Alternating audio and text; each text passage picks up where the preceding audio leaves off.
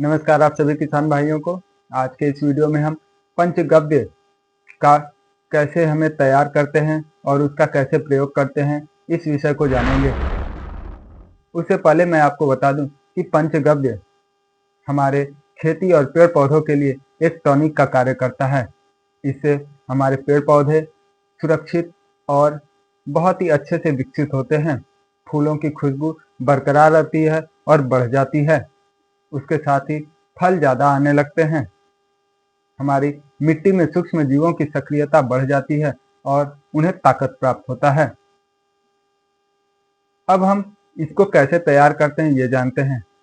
तो जैसा कि आप जानते हैं पंचगव्य यानी हमारे गाय से प्राप्त जो 5 तत्व हमें मिलते हैं, 5 चीजें मिलती हैं, उनमें गोबर, गोमूत्र, दूध, दही, घी, इससे हमारा पंचगव्य तैयार होता है। अब इसकी मात्राएं हम समझ लेते हैं। तो 5 किलो गोबर देसी गाय का, 3 लीटर देसी गाय का गोमूत्र, 2 लीटर देसी गाय का दूध, 2 लीटर देसी गाय का दही और 1 किलो देसी गाय का घी, इससे हमारा पंचगव्य तैयार होता है। लेकिन अगर आप इसकी ताकत और बढ़ाना चाहते हैं तो उसके लिए कुछ और भी सहायक चीजें आप इसमें मिला सकते हैं, जिसमें 3 किलो गुड़ और 3 लीटर नारियल पानी, पका केला 12 नग यानी 1 दर्जन और 10 से 15 लीटर पानी। आप इसे मिट्टी के बर्तन या फिर प्लास्टिक के बर्तन में यह घोल तैयार कर सकते हैं। तैयार करते समय यह ध्यान देना है कि जब हम घोल को घुमाते हैं, हिलाते चलाते हैं, तो वह हमें किसी धातु से का प्रयोग नहीं करना है। हमें लकड़ी की डंडी या फिर छड़ी का प्रयोग करना है। अब हम इसकी पूरी विधि समझते हैं। तो गोबर और घी को हमें अच्छे से फेंट लेना है। फेंट के 3 दिन तक सुबह शाम इसको हमें चलाना है। उसके बाद आपको इसमें गोमूत्र मिला देना है। गोमूत्र मिलाने के बाद 2 दिन तक इसको सुबह शाम चलाना है। 2 दिन के पश्चात आप इसमें बाकी सारी चीजें मिला दीजिए। उसके बाद 10 से 15 दिन तक आप इसको चलाइए। चलाने की प्रक्रिया में 5 से 10 मिनट आप सुबह शाम इसको चलाइए, दोपहर के समय नहीं। अगर आप दोनों टाइम नहीं चला पाते हैं तो एक टाइम जरूर चलाइए। इससे एरोबिक फंक्शन जो होता है इसका, वो ठीक से बना रहता है, वह बिगड़ता नहीं है। हवा का प्रवाह बहुत जरूरी है, नहीं तो सूक्ष्म जीव कमजोर होते हैं, मरते हैं, जिससे बदबू आ जाती है। बदबू आने से हमारा घोल जो होता है वो कमजोर हो जाता है और खराब हो जाता है। तो वह चलाने की प्रक्रिया बहुत जरूरी है। आपको इसको धूप में नहीं रखना है, धूप से बचाना है। उसका ढक्कन खुला रखना है ताकि हवा का प्रवाह हो सके और छाया में रखना है। अब इसको जब हम प्रयोग करते हैं तो हमें सिर्फ 3% घोल का ही छिड़काव के रूप में प्रयोग करना है। और मैं आपको बता दूं कि जब यह तैयार होता है तो हल्की खट्टी, सुनहरी और मीठी खुशबू इसकी आती है। उसके साथ ही रंग भूरा, हल्का झाग चलाते समय, ये इसकी पहचान है। जब बदबू आने लगे या फिर काले या हरे रंग का कोई परत बनने लगे तो समझ लीजिए आपका घोल खराब हो रहा है। तो ऐसे स्थिति में हमें बचना है।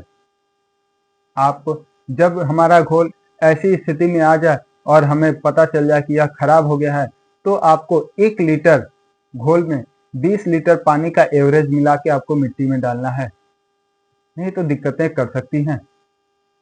उसमें ज्यादा कीटाणु का समस्या आने लगता है।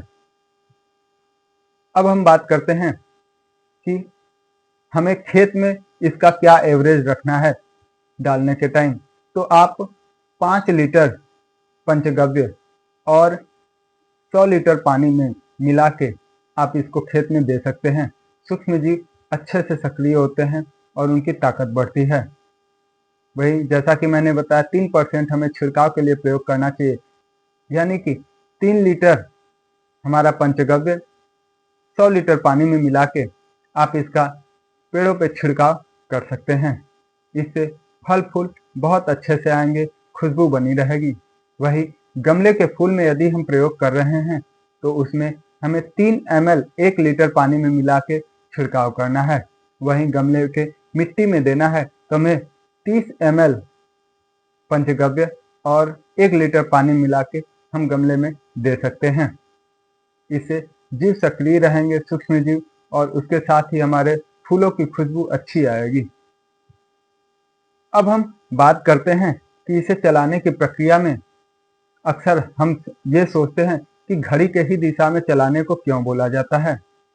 तो जैसा कि मैं आपको और पहले भी बता चुका हूँ और आप भी जानते हैं कि विज्ञान हमारे धर्मशास्त्रों से ही चीजें सुनने पढ़ने के बाद उस पर रिसर्च करता है ज्यादातर।